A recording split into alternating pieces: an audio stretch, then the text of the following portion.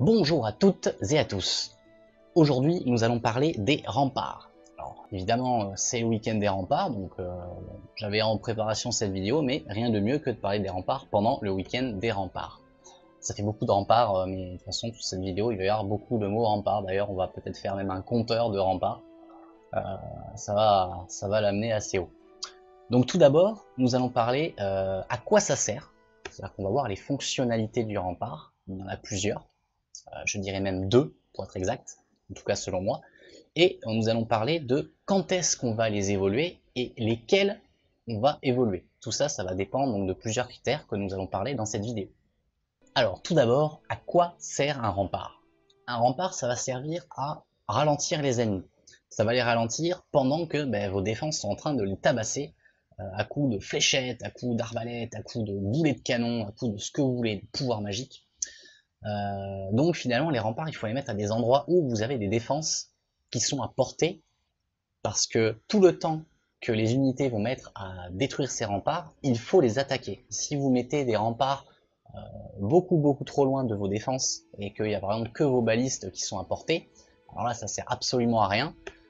Il faut pas balancer ça n'importe comment, et donc il faut réussir à mettre les remparts à un endroit où finalement vous avez des défenses. Donc là j'ai des remparts à l'extérieur avec catapulte ici qui est à bonne portée, tour de garde, voilà, pareil ici, la catapulte qui protège, tout ça, voilà. Donc il ne faut pas les faire trop loin. Ensuite, une deuxième fonctionnalité que je dirais même primordiale, c'est le funneling. Alors, le funneling, à quoi ça va vous servir? C'est une fonctionnalité des remparts qui permet en fait aux troupes d'être forcées à attaquer à un endroit précis. Alors, vous avez sûrement déjà vu des bases avec énormément de murs au-dessus, qui est d'ailleurs l'une des dernières vidéos sur les chasseresses. C'est en fonction des unités que vous allez invoquer, les unités donc, vont faire par exemple le tour d'un endroit parce qu'il y a trop de remparts. Donc finalement, c'est un outil qu'il faut utiliser pour finalement faire en sorte que les troupes attaquent à cet endroit-là, et c'est à cet endroit-là que vous allez mettre par exemple la plupart de vos défenses. Donc c'est comme ça que ça fonctionne. Là ici, nous avons dans cette base, malgré sa petite taille, quelques petites astuces de funneling. Donc je dirais qu'il y en a trois principales. Vu que c'est symétrique, on va pas prendre du funneling, ça compte pas, elle est doublée en fait.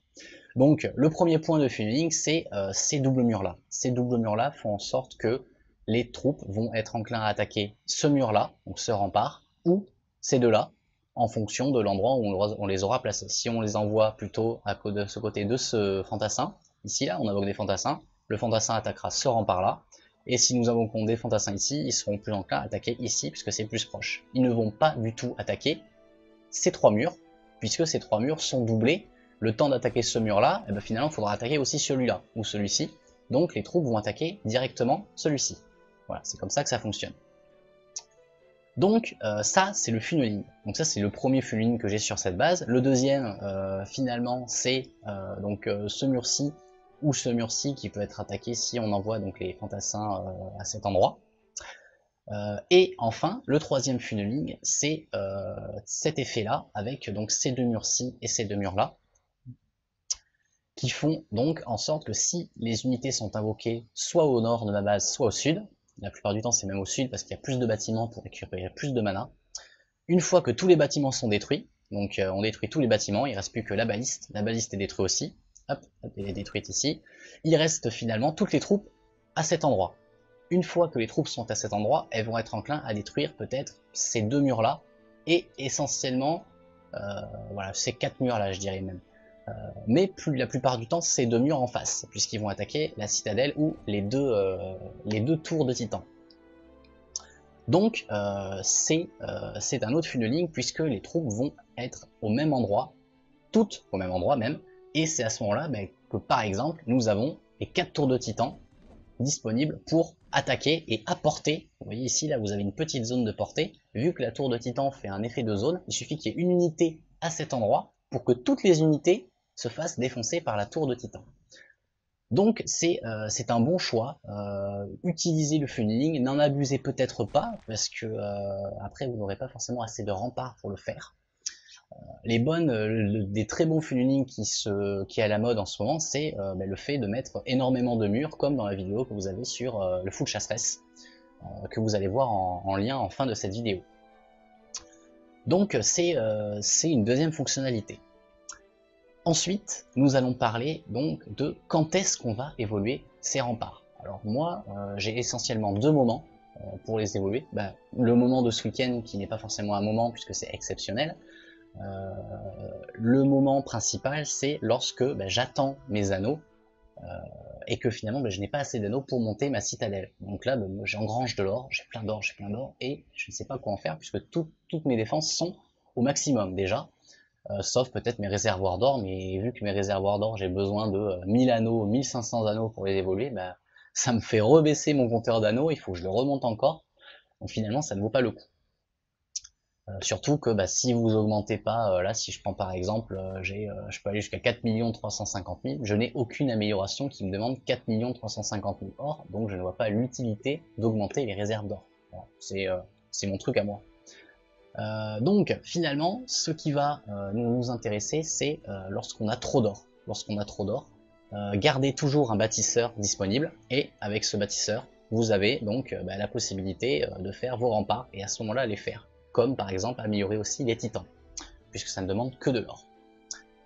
Maintenant, nous allons parler de quels remparts nous allons évoluer en priorité. Alors ces remparts à évoluer en priorité vont être plus ou moins liés au funneling, puisque forcément, grâce au funneling, certains remparts vont être plus enclins à être attaqués que d'autres. Donc par exemple là, nous avons ces remparts-ci, on voit qu'ils sont beaucoup plus évolués que les autres. Là j'ai encore des remparts, je sais même pas quel niveau c'est niveau 6, ça, voilà. Ces remparts sont niveau 6. Ceux-là sont niveau 10, donc j'ai 4 niveaux de différence entre tous les remparts. Donc j'ai évolué au niveau maximum que je pouvais les remparts où on m'attaquait le plus souvent.